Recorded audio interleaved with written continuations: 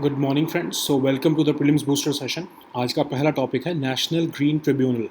तो अभी supreme court ने नेशनल ग्रीन ट्रिब्यूनल के बहुत से केसेस को जो है वो अपने स्कैनर के अंडर लिया है और देखा है कि वो एनजीटी ने बहुत मैकेनिकल और प्री ड्राफ्टेड ऑर्डर्स जो हैं वो पास किए हुए हैं। तो इसीलिए सुप्रीम कोर्ट ने बोला है कि वो दोबारा से इन ऑर्डर्स को देखेगा और करेक्टिव ऑर्डर्स पास करेगा। तो अभी हुआ क्या कि मई 2022 में एनजीटी ने एक पेनल्टी लगाई गाज़ियाबाद बेस्ड बिल्डर के ऊपर और कि उन्होंने इन्वायरमेंट क्लियरेंसेस के बिना ही कंस्ट्रक्शन स्टार्ट किया है।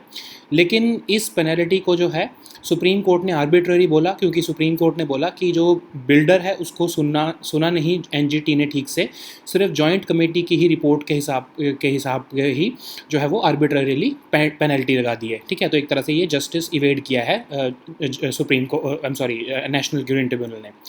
तो अब हम देखते हैं नेशनल ग्रीन ट्रिब्यूनल है क्या। तो एक्चुअली इसको नेशनल ग्रीन ट्रिब्यूनल एक्ट 2010 के अंदर बनाया गया था इन्वायरमेंट प्रोटेक्शन और कंजर्वेशन ऑफ फॉरेस्ट और अदर नेचुरल रिसोर्सेज के लिए। उन केसेस में डील करेगा ये, ताकि जल्दी से जल्दी जो इन्वायरमेंट के केसेस हैं उनको डिस्पोज ऑफ किया जा सके।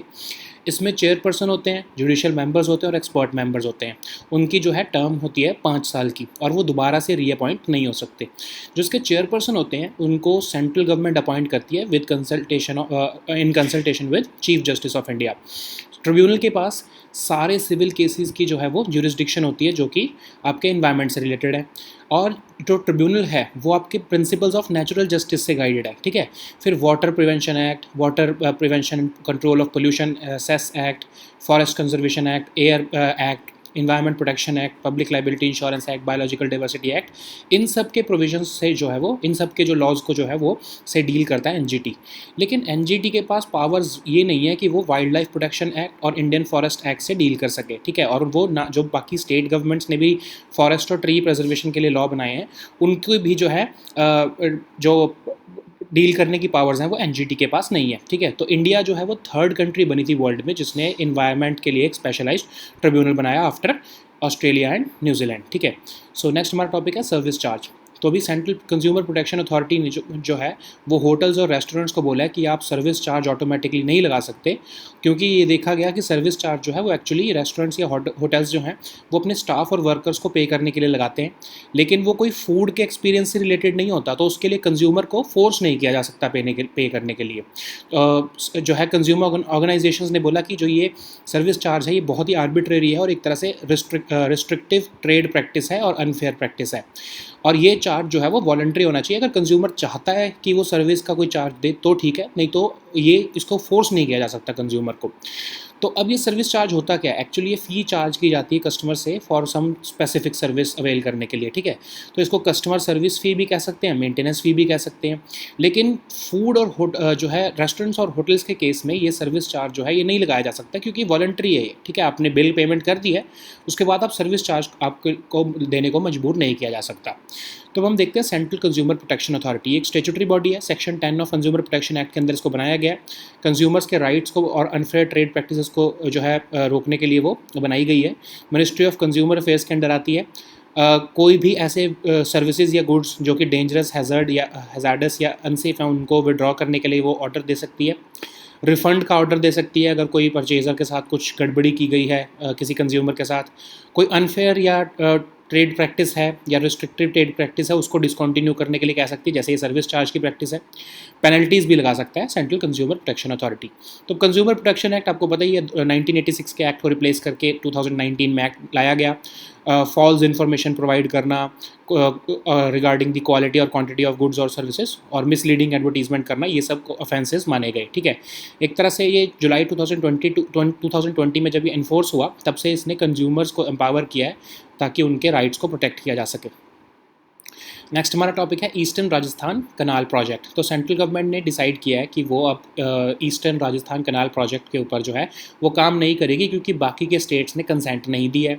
अब ईस्टर्न राजस्थान कनाल प्रोजेक्ट है क्या? ठीक है, तो एक्चुअली इस प्रोजेक्ट में जो सरप्लस वाटर है सदर्न राजस्थान का के रिवर्स का, जैसे चंबल जैसी रिवर का या उसकी ट्रिब्यूटरीज कुन्नू, पार्वती और काली सिंध का, उनको जो है साउथ ईस्टर्न डिस्ट्रिक्ट्स में जो है वो ट्रांसफ़र करने का जो है सरप्लस वाटर को ट्रांसफ़र करने का प्रोजेक्ट है।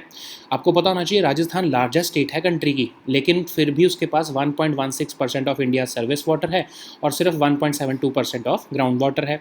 सिर्फ चंबल रिवर बेसिन ऐसा है जिसके पास सरप्लस वाटर है, ठीक है। तो अलग अलग से diversion structures, intra basin water transfers, linking channels बनाए जाने थे, पंपिंग मेन फीडर चैनल्स बनाए जाने थे, और उसकी ही बेसिस पर ये जो वाटर चैनल है उसको ट्रांसफ़र किया जाना था साउथ ईस्टर्न डिस्ट्रिक्ट्स में, ठीक है। लेकिन ऑफ कोर्स जो है अब इसके ऊपर जो है स्टेट्स ने कंसेंट नहीं दिया, जो उस आसपास की स्टेट्स हैं, तो इसलिए इसको रोक दिया गया इस प्रोजेक्ट को। अब इससे बेनिफिट किस किस को मिलना था, ठीक है। तो ऑफ कोर्स इससे 2 लाख हेक्टेयर का जो है वो एडिशनल कमांड एरिया बन जाता, 4.31 लाख हेक्टेयर के जो है एरिया में इरीगेशन फैसिलिटीज़ मिलती, इवन ग्राउंड वाटर टेबल भी रूरल एरियाज जो है स्टेट्स में वहाँ पर इंप्रूव हो जाता। इवन सबसे इंपॉर्टेंट जो है दिल्ली मुंबई इंडस्ट्रियल कॉरिडोर जो वहाँ से पास हो रहा है, वहाँ पे इंडस्ट्रीज़ को एस्टैब्लिश होने के लिए हेल्प हो जाती कि जब उनके पास पानी वहाँ पर पहुँच जाता तो, ठीक है। सो नेक्स्ट हमारा टॉपिक है भाग्यनगर। तो अभी पीएम मोदी जो है उनकी पार्टी की नेशनल एग्जीक्यूटिव में उन्होंने बोला है कि हैदराबाद जो है वो भाग्यनगर है, जो कि उनके लिए बहुत इंपॉर्टेंट है। तो ये न्यूज़ में दोबारा से आया है क्योंकि हमने दिसंबर 2020 में भी इसको डिस्कस किया था प्रीलिम्स बूस्टर में कि union home minister Amit Shah ji जो है वो भाग्य लक्ष्मी टेम्पल गए और उन्होंने वहाँ से बोला है कि जो है हैदराबाद जो है वो भाग्यनगर है, ठीक है। सो भाग्य लक्ष्मी टेम्पल जो है वो आपका गॉडेस लक्ष्मी को डेडिकेटेड है। साउथ ईस्ट जो मीनार है, चार मीनार का, वहाँ पर ये लोकेटेड है और बैम्बू पोल्स और टैरपोलिन्स का बनाया गया है। कोई पता नहीं है कि कब से ये टेम्पल वहाँ पर सिचुएटेड है, लेकिन कहा जाता है 1960s से जो है ये टेम्पल जो है वहाँ पर दिख रहा है लोगों को। और जो है चार मीनार के पेरीमीटर में ही ये टेम्पल जो है वहाँ पर लोकेटेड है as per the archaeological survey of India. लेकिन इसको भाग्य लक्ष्मी टेम्पल क्यों कहा जाता है? क्योंकि ऐसा कहा जाता है कि यहाँ पर जो गॉडेस लक्ष्मी को प्रे करने से लोगों के भाग्य खुल जाते हैं, मतलब गुड लक और फॉर्चून आता है। और ये भी कहा जाता है कि हैदराबाद को एक्चुअली भाग्यनगर कहते थे, जिसका नाम बाद में हैदराबाद कर दिया गया बाय मोहम्मद कुली कुतुब शाह, ठीक है। सो नेक्स्ट टॉपिक हमारा है नायरोबी फ्लाइज। तो वो लगभग 100 स्टूडेंट्स हैं एक इंजीनियरिंग कॉलेज के ईस्ट सिक्किम में, उनको स्किन इन्फेक्शंस हुई हैं जब से उनको जो है वो नायरोबी फ्लाइज के जो है वो कॉन्टैक्ट में आए हैं। तो नायरोबी फ्लाइज क्या होती हैं? इनको केनियन फ्लाइज या ड्रैगन बग्स भी कहते हैं। ये स्मॉल बीटल लाइक इंसेक्ट्स होते हैं। 2 तरह की स्पीशीज़ होती है, पेडरस एक्सिमियस, पेडरस सेबियस, ठीक है। तो ये जहाँ पर भी बहुत ज़्यादा बारिश होती है वहाँ पर ये नायरोबी फ्लाइज आ जाती हैं। तो अभी सिक्किम में बहुत बारिश हो रही है तो वहाँ पर ये खासकर जो है इसलिए आ गई हैं फ्लाइज। और ये क्या होता है कि वैसे तो ये पेस्ट्स को अटैक करती हैं और क्रॉप्स जो है पे जो जीरे होते हैं पेस्ट्स उनको अटैक करती है, और इसलिए ये ह्यूमंस को बेनिफिशियल होती हैं ये इंसेक्ट्स। लेकिन और ये जो हमारी फ्लाइज हैं, ये जो नायरोबी फ्लाइज हैं, ये काटती भी नहीं है किसी को। लेकिन होता क्या है कि किसी के स्किन के ऊपर अगर ये बैठ गई तो ये एक ना एसिडिक सब्सटेंस छोड़ देती हैं, जिससे क्या होता है बर्निंग सेंसेशन होता है। इस एसिडिक सब्सटेंस को कहते हैं पेडरिन, ठीक है। इससे इरिटेशन होती है और अनयूजुअल मार्क्स और लीजन्स हो सकते हैं स्किन के ऊपर, इन्फेक्शंस हो सकता है। और अगर उस जो है विक्टिम अगर उसको स्क्रैच करता रहता है उस इरिटेटेड स्किन को, तो सब सेकेंडरी इन्फेक्शंस भी हो सकते हैं। तो ये ऐसा नहीं है कि पहली बार ऐसा हो रहा है, केन्या और other parts of eastern Africa में तो ये बहुत बार हो चुका है। इवन इंडिया में भी पहले हो चुका है, जापान, इजराइल, पैराग्वे में भी जो है ये नायरोबी फ्लाइज का जो है एक तरह से प्रॉब्लम पहले भी आ चुकी है, ठीक है। तो इसका सबसे best way to prevent oneself against Nairobi flies क्या है कि अपने आप मस्कीटो नेट्स के अंदर सो, और अगर आपके ऊपर बैठ जाती है ये फ्लाई तो एक्चुअली आपको पता है कि ये बाइट नहीं करने वाली, तो इसलिए आप क्या करो, इसको जेंटली ब्रश करो, या फिर ब्रश इसको ना ही करो, इसको हटाओ ना ही, अपने आप ही इसको जो है वो उड़ने दो, ताकि आपकी बॉडी पर ये पेडरिन जो है वो एसिडिक सब्सटेंस ये रिलीज़ ना करे, ठीक है। सो नेक्स्ट हमारा टॉपिक है क्रिटिकल मिनरल्स। तो इंडिया और ऑस्ट्रेलिया जो है उन्होंने अपनी पार्टनरशिप को स्ट्रेंथन करने के लिए क्रिटिकल मिनरल्स के ऊपर जो है वो एग्रीमेंट साइन किया है, MOU साइन किया है। क्रिटिकल मिनरल्स क्या होते हैं? आपके जो एसेंशियल मॉडर्न डे टेक्नोलॉजीज़ में जो मिनरल्स यूज़ हो रहे हैं, एलिमेंट्स यूज़ हो रहे हैं, उनको हम क्रिटिकल मिनरल्स कहते हैं। तो आपके mobile phones, computers, batteries, electric vehicles, green technologies like solar panel, wind turbines, इन सब में जो मिनरल्स यूज़ होते हैं उनको हम क्रिटिकल मिनरल्स कहते हैं। तो जैसे आपके ग्रेफाइट, लिथियम की बैटरीज होती हैं, ग्राफीन की बैटरीज होती हैं, कोबाल्ट, मैग्नेट्स, सिलिकॉन, ये सारे जो रेयर अर्थ एलिमेंट्स हैं ये भी आपके क्रिटिकल मिनरल्स की कैटेगरी में आते हैं। तो आपके fighter jet, drone, radio sets और अदर क्रिटिकल इक्विपमेंट के अंदर भी जो आपकी डिफेंस इंडस्ट्री या एरोस्पेस इंडस्ट्री में यूज़ हो रहा है या इवन कम्युनिकेशन इंडस्ट्री में यूज़ हो रहा है, उसमें भी ये क्रिटिकल मिनरल्स का यूज़ किया जाता है। तो अब हम अगर क्लीन एनर्जी की तरफ ट्रांसफ़र होना चाहते हैं, डिजिटल इकोनॉमी बनाना चाहते हैं, तो हमको क्रिटिकल मिनरल्स की ज़रूरत पड़ेगी। और कोई भी सप्लाई शॉक जो है हमारी पूरी की पूरी कंट्री की इकोनॉमी को और स्ट्रेटजिक ऑटोनॉमी को जो है वो इम्पेरिल कर सकता है, बिकॉज हमारी जो है वो डिजिटाइजेशन का प्रोसेस रुक जाएगा, हमारी क्लीन एनर्जी का ट्रांजिशन रुक जाएगा, क्योंकि ये बहुत रेयर होते हैं और इनकी डिमांड बहुत ज़्यादा है और इनका वैल्यू चेन जो है वो बहुत ही इसकी प्रोसेसिंग बहुत कॉम्प्लेक्स है। इसके लिए हमको जो है एक स्टडी सप्लाई सिक्योर करने की ज़रूरत है, ठीक है। अब चाइना का थ्रेट क्या है? अब कहा जाता है कि चाइना जो है वर्ल्ड का लार्जेस्ट प्रोड्यूसर है ऑफ 16 क्रिटिकल मिनरल्स, खासकर कोबाल्ट और रेयर अर्थ एलिमेंट्स जो हैं उनको तो उनकी तो लगभग 70 से 60% ग्लोबल प्रोडक्शन सिर्फ चाइना में होती है। और चाइना में इवन रिफाइनिंग की भी जो आपका शेयर देखोगे ग्लोबल लेवल पर, तो 35% जो ग्लोबल लेवल पर रिफाइनिंग निकल की हो रही है, 50 से 70% लिथियम और कोबाल्ट की हो रही है, और 90% जो है वो रेयर अर्थ एलिमेंट्स की जो रिफाइनिंग हो रही है वो सिर्फ चाइना में होती है। तो वो एक तरह से कंट्रोल कर रहा है चाइना रेयर अर्थ एलिमेंट्स और क्रिटिकल मिनरल्स को। इवन जो कोबाल्ट माइंस हैं DRC कॉन्गो में, वहाँ की भी जो 70% जो जहाँ से मिनरल सोर्स होता है कोबाल्ट का, उसको भी चाइना ने कंट्रोल किया हुआ है, ठीक है। सो नेक्स्ट हमारा टॉपिक है लैंगकैंग मैकोंग कोऑपरेशन ग्रुप। तो अभी चाइनीज़ फॉरेन मिनिस्टर जो है वो अपनी फर्स्ट विजिट टू म्यांमार गए हैं जब से मिलिट्री ने वहाँ पर पावर जो है वो असर्व की है। तो इसमें जो है लैंगकैंग मैकोंग कोऑपरेशन ग्रुप के अंदर म्यांमार, लाओस, थाईलैंड, कंबोडिया और वियतनाम के अलावा चाइना जो है वो इसमें पार्टिसिपेट कर रहा है। एक तरह से चाइनीज़ लेड इनिशिएटिव है जिसमें मैकोंग डेल्टा की कंट्रीज़ के अंदर कॉपरेशन बनाने के लिए कहा गया है, ठीक है। अब हो क्या रहा है कि चाइना बहुत सारे हाइड्रो इलेक्ट्रिक प्रोजेक्ट्स बना रहा है, तो ये मैकोंग रिवर के ऊपर, तो वहाँ की जो कंट्रीज़ हैं डेल्टा की कंट्रीज़, उनको जो है वो थोड़ा अनईज़ हो रहा है। तो उनके साथ जो है डील करने के लिए, उनकी अनईज़ को दूर करने के लिए चाइना ने ये लैंगकैंग मैकोंग कोऑपरेशन ग्रुप को प्रपोज किया। तो अब इसमें लैंगकैंग शब्द का क्या मतलब है? एक्चुअली जो चाइना जो है, जो अपर स्ट्रेच ऑफ मेकोंग रिवर है, उसको चाइना जो है वो लैंगकैंग कहता है। उस पर चाइना ने 10 डैम्स बनाए हैं। इसी वजह से जो है मैकोंग रिवर के डेल्टा की जो नीचे की कंट्रीज़ हैं उनको थोड़ी अनईज़ हो रही है। अब सेम अगर आप इंडिया के कंटेक्स्ट में देखो, चाइना ने वहाँ पर यार्लिंग जांगबो, जो जिसको हम ब्रह्मपुत्र कहते हैं, वहाँ पर भी बहुत सारे डैम बनाए हैं। लेकिन इंडिया के साथ जो हमारी इंडिया के एप्रीहेंशंस हैं उसको डील करने के लिए चाइना ने कोई भी इनिशिएटिव ऐसा नहीं लिया है जिससे कि हमारी जो डर है उसको वो एसोएज कर सके, ठीक है। सो नेक्स्ट हमारा टॉपिक है चैनकुरिंजी।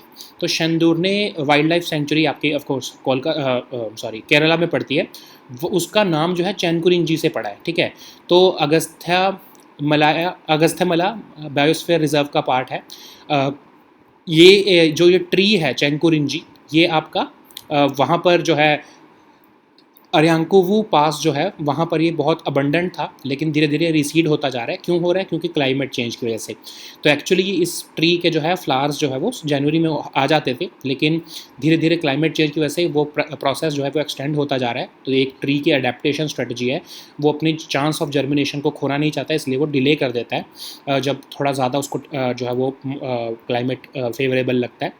और इवन जो हमारे शोला फॉरेस्ट है पोनमुडी में, वहाँ पर भी ये ट्री अवेलेबल है, लेकिन वहाँ पर ये पॉलिनेशन नहीं होती है बिकॉज वहाँ पर सपोर्टिव हैबिटेट नहीं है, ठीक है।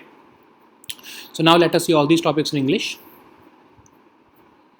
The first topic is National Green Tribunal. So recently, Supreme Court has put the National Green Tribunal in a spot because it said that NGT has passed mechanical and pre-drafted orders recently. So what has happened is that in May 2022, NGT imposed a penalty of 40 crore on a Ghaziabad-based builder for carrying out construction without requisite environment clearances. But it was termed as arbitrary because NGT did not hear the builder or it did not give enough time to the builder to present its defense, and this NGT relied blindly on the report of the joint committee and imposed this arbitrary penalty. So Supreme Court has said that this justice has eluded the builder, and now it needs to intervene reassess all the previous orders and pass corrective orders in relation to National Green Tribunal. So what is National Green Tribunal? Of course, it is a specialized body set up under the National Green Tribunal Act of 2010, and it aims to quickly dispose of cases related to environment protection and conservation of forests and other natural resources. So it comprises of a chairperson, judicial members and expert members, and they have a term of about 5 years, and they are not eligible for reappointment. The chairperson is appointed by the central government in consultation with the Chief Justice of India, and this tribunal has a jurisdiction of over all civil cases, And this tribunal is guided by the principles of natural justice, and it is not confined by the procedures laid down by the Code of Civil Procedure. So these are the acts in which NGT deals: the Water Prevention and Control of Pollution Act, the Water Prevention and Control of Pollution Cess Act, Water Forest Conservation Act, Act, Environment Protection Act, Public Liability Insurance Act, and Biological Diversity Act. But NGT does not have powers to hear any matter related to Wildlife Protection Act, Indian Forest Act, and any law that has been passed by states related to forests and tree preservation. So India became the third country in the world to have a specialized environmental tribunal, and only after Australia and India, Australia and New Zealand, India was the third country to pass such a tribunal. Okay, so the next topic is service charge. So Central Consumer Protection Authority has barred hotels and restaurants from levying any service charge automatically or by default on food bills. So what has happened is that generally these service charges are used by restaurants or hotels to pay the staff and workers, and it is not charged for the experience or food which is served to the customer. So you cannot just force a consumer to pay this charge. Okay, so this has been realized by consumer organizations that levying service charge is patently arbitrary, and it constitutes an unfair and restrictive trade practice. Okay, so Department of Consumer Affairs has found that this charge should be voluntary. You should not force the consumer to pay this charge. So what is a service charge? So of course it's a fee charged by to consumers for something specific, and restaurants and hotels generally levy this service charge, and they force certain restaurants force the consumer to pay this charge, which is of course arbitrary. So what is this Central Consumer Protection Authority? So it's a statutory body under the Section 10 of Consumer Protection Act, and it aims to protect the rights of consumer by cracking down on unfair trade practices. So it falls under the purview of Ministry of Consumer Affairs, and the powers and functions of CCPA is that it can recall goods or withdrawal of services in case they are dangerous, hazardous, or unsafe. It can even pass an order to refund the prices of goods or services, and like in the case of service charge, it can also ask the discontinuation of practices which are unfair. Okay, so it can of course also impose penalties upon the manufacturers, endorsers, or publishers. What is the Consumer Protection Act? Of course, it replaced the 1986 Act of the same name, and it recognizes offences which, such as providing false information regarding the quality or quantity of a good or service, and even misleading advertisements. Okay, so since its inception in July 2020, it has empowered consumers and helped them in protecting their rights.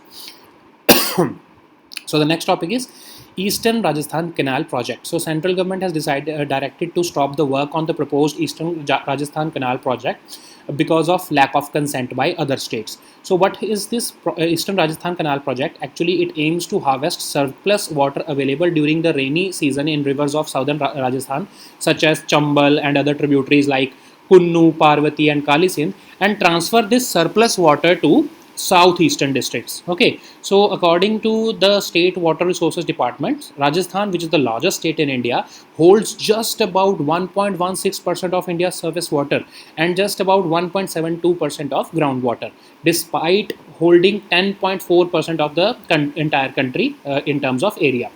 Only the Chambal River basin has surplus water, and that's why this Eastern Rajasthan Canal project was proposed, that we can create diversion structures, intra-basin water transfers, linking channels, etc., and transfer this surplus water to the rest of the Rajasthan, especially the southeastern districts.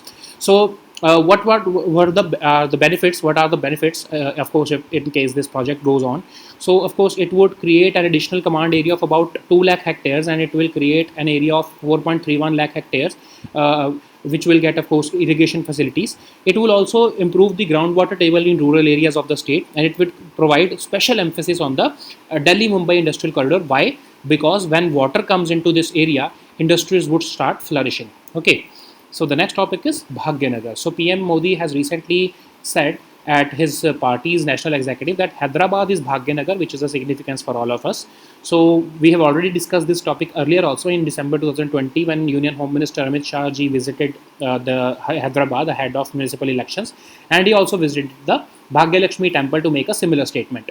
So what is this Bhagya Lakshmi temple? So it is dedicated to goddess Lakshmi, and it is adjacent to the southeastern minar of Charminar, and it is made up of bamboo poles and tarpaulins. There is no definite version as to when this temple came up, but people say that it has been there at least since 1960s. As per the Archaeological Survey of India, the temple encroaches on the protective perimeter of Charminar. So why is it called Bhagya Lakshmi temple? Because people believe that praying in the temple brings good luck and fortune. And Hyderabad was even earlier known as Bhagyanagar, and its name was changed to Hyderabad by Muhammad Quli Qutub Shah. So the next topic is Nairobi flies. So about 100 students of an engineering college in East Sikkim have reported skin infections because of this Nairobi flies. So these Nairobi flies are also called Kenyan flies or dragon bugs. They are small beetle-sized insects, and they have two species, Pederis eximius and Pederis sebaeus. So they generally thrive in area with high rainfall, and because Sikkim is witnessing high rainfall in these past few weeks, that's why this Nairobi flies have gone there. Okay, so how are humans affected by them? Of course, these insects generally do not attack humans. They are rather beneficial for humans because they attack pests that consume crops. So these flies even do not bite a human, but what happens is that when it sits on anyone's skin, it can release a potent acidic substance which is pederine, and it can cause irritation. And once this pederine is released on our skin, lesions or unusual marks or coloring on the skin can appear. In case the victim starts scratching the irritated skin, then some secondary infections can also occur. So of course it is not the first time such an outbreak is occurring. Kenya and other parts of the Eastern Africa gets it usually, and even India, Japan, Israel, and Paraguay have reported such infections in the past. So, what is the best way to protect oneself against Nairobi flies? Of course, one should sleep under the mosquito nets, and even if a fly lands on a person, it should not be. It should be gently brushed off, and it should be allowed to fly itself, because it would reduce the chances of it releasing pederine.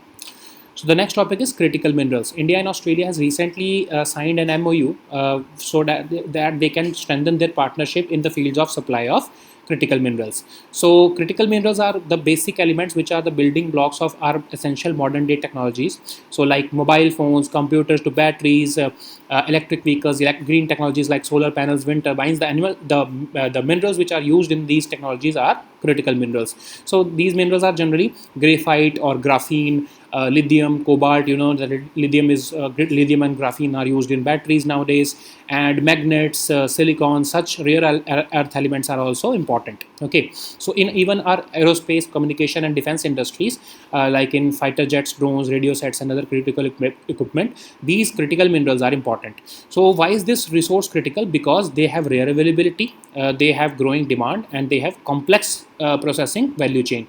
And China is mostly controlling the entire supply chain. This is the China threat. So China is the world's largest producer of 16 critical minerals. They are responsible for about 70% and 60% of global production of cobalt and rare earth elements respectively, and it also holds the sway over the refining of such critical elements. Okay, it also controls the cobalt mines in the DR Congo, where about 70% of this mineral is sourced. So the next topic is Lancang Mekong Cooperation Group. So Chinese foreign minister has recently arrived on his first visit to Myanmar since the military seized power in the country. So this Lancang Mekong Cooperation Group involves China, Myanmar, Laos, Thailand, Cambodia, and Vietnam, and it is a China-led initiative. Why? Because the Mekong Delta countries, these Myanmar, Laos, Thailand, Cambodia, and Vietnam, they are apprehensive of the actions of China in Lancang. Lancang is basically the name of Mekong, the upper stretches of Mekong. Like this Brahmaputra is named Yarlong Sangpo in Tibet. This Mekong is known as Lancang in the upper stretches of upper stretches. Okay, so China has built about 10 dams in that area, and that's why these countries are apprehensive of the actions of China. That's why China has tried to assuage their concerns by launching this initiative, and now this meeting is happening. So the next topic is Chenkurinji. So Shandurne Wildlife Sanctuary has derived its name from Chenkurinji. So it's a tree which is endemic to Agastya Malay Biosphere Reserve. So it belongs to the Anacaddacea family, and it was once abundant in the hills of southern parts of Aranku Pass in Kerala's Kollam district, but it is fast receding. Why? Because of climate change. So generally, the flowering of this tree happens in January, but it has been reported that the process has been extended because of climate change. So it is kind of an adaptation strategy of this tree, where it does not want to reduce its chances of germination, so that it delays its flowering process. And this tree is also seen inside the Shola forests of Ponmudi, but of course pollination does not happen because the habitat is there is not supportive. So these were our topics for today. We'll meet next time with new topics. Until then, goodbye and take care.